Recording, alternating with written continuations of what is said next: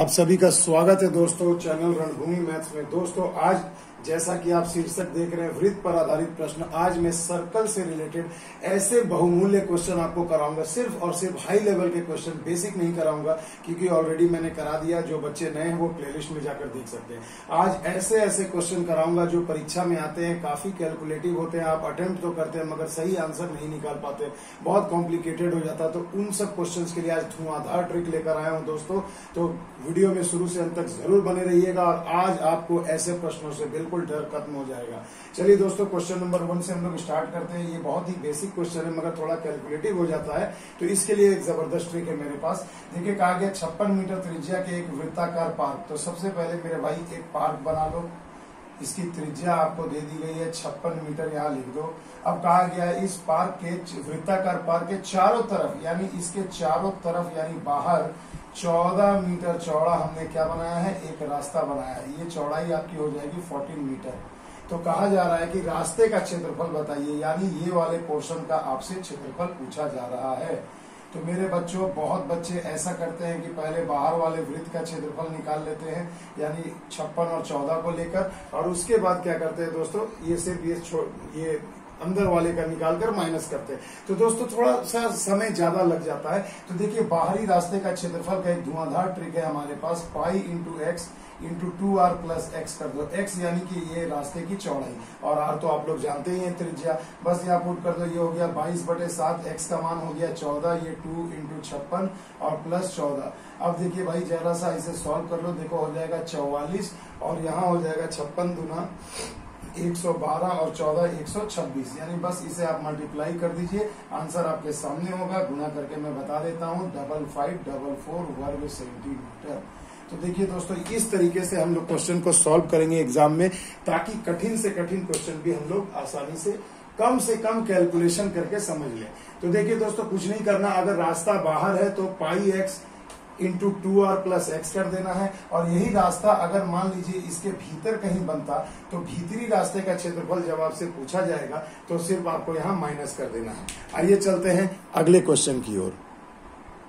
तो देखिए दोस्तों दूसरा क्वेश्चन, पहले क्वेश्चन में थोड़ा एक मैंने मिस्टेक कर दिया, आंसर में मैंने वर्ग सेंटीमीटर लिख दिया जो कि वर्ग मीटर होगा बच्चों, तो इसके लिए माफ कीजिएगा। आइए चलते हैं दूसरे क्वेश्चन में। कहा गया एक वृत्ताकार पार्क है, पहले एक वृत्ताकार पार्क हमने बना लिया, इसकी त्रिज्या आपको दे दी गई है भैया 28 मीटर, तो भैया ये मीटर हो गया 28 मीटर। अब कहा जा रहा है इसके अंदर 7 मीटर चौड़ा रास्ता बना है। अब मेरे बच्चों मान लो ये इसके अंदर ये इस तरीके से हमने एक रास्ता बना दिया और इस रास्ते की चौड़ाई आपको दे दी गई है 7 मीटर। तो कहा जा रहा है कि इस रास्ते का क्षेत्रफल बताइए। तो भैया सबसे पहली चीज देखिए कि आपने वृत्त बनाया था, ये पूरा वृत्त है आपका, और इसके अंदर यानी ये वाला जो रास्ता बना है इसका क्षेत्रफल पूछा जा रहा है। तो देखिए भीतरी रास्ते का क्षेत्रफल का फॉर्मूला बहुत ही आसान है, pi x into 2r minus x. सिर्फ प्लस और माइनस का फर्क है मेरे बच्चों, प्लस यानी कि बाहरी रास्ता और माइनस यानी कि भीतरी रास्ता। अब देखिए आप वैल्यू पुट कर दीजिए 22/7, एक्स का मान आपको दे दिया गया है 7 यानी चौड़ाई, और 2 इंटू r यानी 28 गुणे 2 यानी कि हो गया 56 माइनस, और ये हो गया 7। क्लियर है दोस्तों, बहुत ही आसानी से। अब देखिए 7 कैंसिल हो गया 22 गुने यहाँ हो जाएगा कितना 9 7 16 49। इसे अगर आप गुना करेंगे तो आपकी वैल्यू आ जाएगी 1078 वर्ग मीटर। तो देखिए ये रहा आपका आंसर। तो देखो मेरे बच्चों ना कोई लॉजिक, ना कोई कंसेप्ट, ना किसी भी तरीके का आपके दिमाग पे जोर नहीं है, बस क्वेश्चन को खाली फोटो देख करके समझ जाओ कि क्या दिया गया, डायग्राम को देखो अच्छे से समझो और बस ये ट्रिक को यूज कर लो। आइए अभी तो मैंने बेसिक थोड़ा मीडियम टाइप का क्वेश्चन दिया है, अब आपके दिमाग की बत्ती जला देने वाला क्वेश्चन भी आएगा जो परीक्षा में आपको डराता है मेरे बच्चों। आइए चलते हैं अगले क्वेश्चन की ओर। तो देखिए दोस्तों बहुत ही जबरदस्त क्वेश्चन है स्क्रीन पर। दो समकेंद्रीय वृत्तों की परिधियां क्रमशः 176 और 132 सेंटीमीटर हो तो उनके त्रिज्याओं का अंतर क्या है। सबसे पहले दोस्तों समकेंद्रीय वृत्त का मतलब क्या होता है कि ऐसे वृत्त जिनके केंद्र समान हो।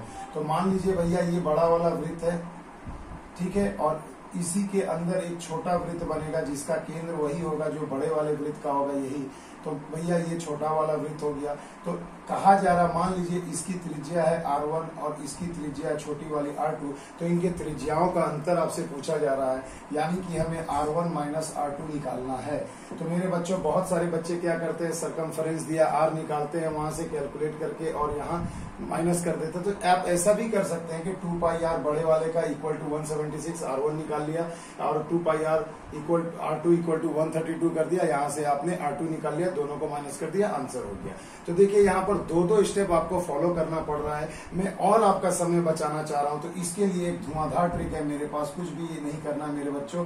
देखिए हमेशा याद रखना 7/44 इंटू C1 माइनस C2, यही आपका इस क्वेश्चन का ट्रिक है। इसे थोड़ा सा मेमोराइज कर लो तो परीक्षा में बहुत जल्दी चुटकियों में सॉल्व होगा। देखिए C1 का मतलब सरकमफेरेंस पहले वाले सर्कल का और C2 मतलब दूसरे वाले सर्कल का सरकमफेरेंस यानी परिधि। तो आप देखिए, आइए इस ट्रिक में हम लोग वैल्यू को पुट करते हैं। 7/44 गुना C1 हो गया आपका 176 और C2 हो गया 132, माइनस कर दीजिए। देखिए हो गया 7/44 इंटू, यहाँ हो गया, यहाँ भी 44, तो देखिए दोनों कट गया, आंसर आ गया 7 सेंटीमीटर। तो देखिए इतनी आसानी से है क्या भैया, आप खुद में रियलाइज करो कि आपको पता है ये क्वेश्चन कैसे बनाते हैं बेसिक मेथड से। मगर दोस्तों अब वो जमाना गया, अब जमाना है कि आप बेसिक को अच्छे से समझे और कुछ एडवांस मेथड्स मेमोराइज करके रखें, याद करके रखें, ताकि एग्जाम में वैसे क्वेश्चन मिलने पर उसे चुटकियों में उड़ा दे और बच्चों की तुलना में आधे समय में आप उसे कंप्लीट कर दे। तो देखिए दोस्तों, ये आज का ये वीडियो उसी पर आधारित है। तो आई होप आपको मजा आया होगा। आइए चलते हैं अगले क्वेश्चन की ओर। अब देखिए दोस्तों, क्वेश्चन नंबर 4 धुआंधार क्वेश्चन, बहुत ही जबरदस्त क्वेश्चन है मेरे बच्चों। ऐसे क्वेश्चन एसएससी में अक्सर पूछे जाते हैं और अभी हाल ही में CHSL की परीक्षा होने वाली है, उसके बाद MTS है और RRB ग्रुप डी NTPC भी है। ऐसे क्वेश्चन जरूर आ सकते हैं। देखिए कहा गया है कि 4 वृत्त जिनकी त्रिज्याएं 21 सेंटीमीटर हैं, इस प्रकार व्यवस्थित की गई है कि प्रत्येक वृत्त अन्य 2 वृत्तों को स्पर्श करे। तो मेरे भाई सबसे पहले देखिए कि अगर मैं एक ऐसा वृत्त बनाऊं जिसकी त्रिज्या 21 सेंटीमीटर है और ये वृत्त अन्य 2 वृत्तों को स्पर्श कर रहा है, तो देखिए कुछ इस प्रकार होगा।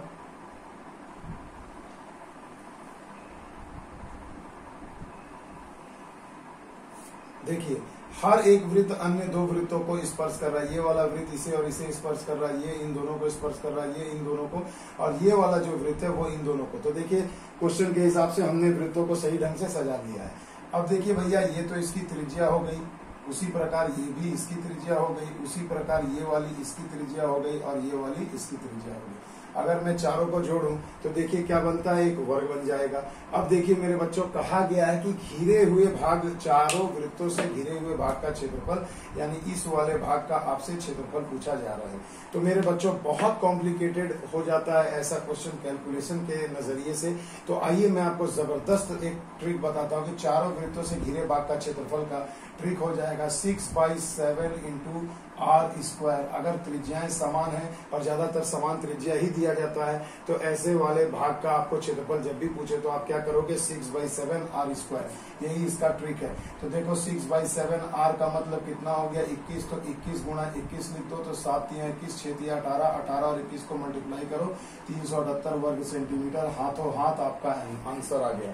तो देखिए दोस्तों, कुछ भी नहीं किया हमने, सिर्फ इस एक बेसिक कंसेप्ट के साथ में एक ट्रिक का तड़का लगा दिया और आपको समझा दिया, और अब आप बाकी बच्चों से काफी एडवांस हो गए। तो ऐसे ही बच्चों एडवांस बना जाता है। आइए चलते हैं अगले क्वेश्चन की ओर। देखिए दोस्तों, अगला क्वेश्चन, क्वेश्चन नंबर 5, बहुत ही महत्वपूर्ण क्वेश्चन है। कहा गया है 28 सेंटीमीटर भुजा वाले एक वर्ग।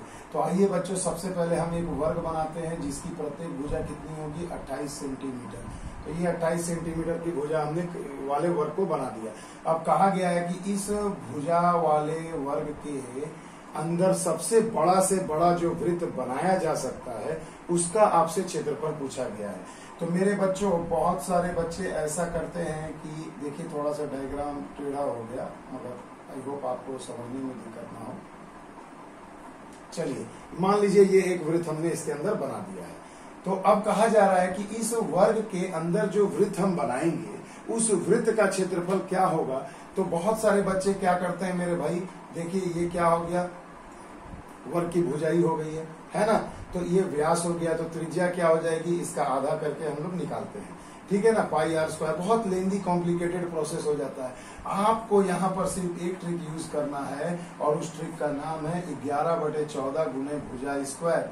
बस इसे याद कर लीजिए इस क्वेश्चन के साथ। अब ऐसा क्यों है, क्योंकि दोस्तों ये एसएससी का आया हुआ क्वेश्चन है। जब आप बेसिक मेथड से बनाओगे तो आपका आंसर आएगा 615.44 वर्ग सेंटीमीटर के आसपास, मगर ऑप्शन में ये नहीं रहता तो नियरेस्ट 616 इसका आंसर हो जाता है। तो देखिए इसे जब हमें बनाना है मेरे बच्चों, तो इसे हम किस तरीके से सॉल्व करें कि हमें एग्जैक्ट आंसर मिले। तो मेरे बच्चों उसके लिए मैं आपको बताना चाहता हूं कि इसका एग्जैक्ट आंसर अगर आपको लेना है तो आप कुछ भी नहीं करेंगे। एक वर्ग के अंदर बड़ा से बड़ा जो वृत्त बनेगा उसका क्षेत्रफल का फॉर्मूला होता है 11/14 गुणे भुजा स्क्वायर। तो आइए यहाँ बैठा देते हैं 11/14 गुणे भुजा, यानी कि 28 गुणे 28 कर दीजिए आप इसे। तो देखो 14 दूनी 28, 11 दूनी 22, 22 और 28 को गुणा करेंगे तो हो जाएगा 616 वर्ग सेंटीमीटर। और यही देखिए अगर आप बेसिक मेथड से इसे करके बनाते हैं कि अगर ये इसका रेडियस हो गया भाई 14, तो क्या होता है पाई आर स्क्वायर यानी 22/7 इंटू 14 स्क्वायर, ऐसे करके अगर आप बनाएंगे तो वो लगभग कुछ इस प्रकार का आंसर लेकर आएगा। तो इससे बचने के लिए दोस्तों सिंपल सा मेथड है, इसे याद रखिएगा। आई होप आपको मजा आया होगा। अब आ रहा है ना मजा, अभी वीडियो में आगे बढ़ते हैं दोस्तों। और आपके मन के दुखती रग को मैंने आपके पकड़ लिया है कि कहाँ आपको परेशानी होती है और कौन सा आपको ट्रिक बताऊं, कौन सी ऐसी दवा दूं, कौन सी ऐसी टॉनिक दूं जिससे आपका ये दुख दूर हो जाए। तो आइए चलते हैं अगले क्वेश्चन की ओर। बहुत ही जबरदस्त क्वेश्चन दोस्तों, बहुत ही जबरदस्त लाजवाब क्वेश्चन है।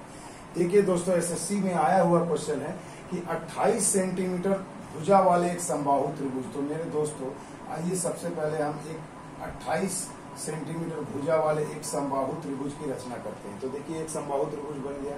अब कहा जा रहा है कि इसके तीनों शीर्ष, यानी एक त्रिभुज के 3 शीर्ष बिंदु होते हैं, ये देखिए तीनों शीर्षों को केंद्र मानकर 3 वृत्त इस प्रकार खींचे जाएं कि हर एक वृत्त अन्य 2 वृत्तों को टच करता है। तो मेरे भाई अगर मान लो ये पहला वृत्त है तो यहाँ हमने बना दिया, देखो ये थोड़ा दूसरा हो जाएगा और ये वाला वृत्त जो है तीसरा वृत्त हो जाएगा। बन गया ना दोस्तों। तो देखिए कहा जा रहा है कि इन तीनों वृत्त जो है इनसे घिरे हुए भाग का आपसे क्षेत्रफल पूछा जा रहा है, यानी ये वाले पार्ट का। तो मेरे बच्चों इन तीनों वृत्तों से घिरे हुए भाग का जब भी आपको क्षेत्रफल पूछा जाए तो इसके लिए तबाही कंसेप्ट है, तबाही फॉर्मूला है। बस आपको याद रखना है √3 माइनस पाई/2 कर दो और इंटू में कर दो जो आपकी उस भुजा का त्रिज्या होगी वृत्त की, यानी कि r² में लिख देता हूँ। सीधी सी बात, नो बकवास। अब मेरे बच्चों ये बताओ, जब ये एक समबाहु त्रिभुज है, ये तो सामने पहले आपको एक ये बेसिक कंसेप्ट बता दिया है ट्रिक, √3 माइनस पाई/2 इंटू r²।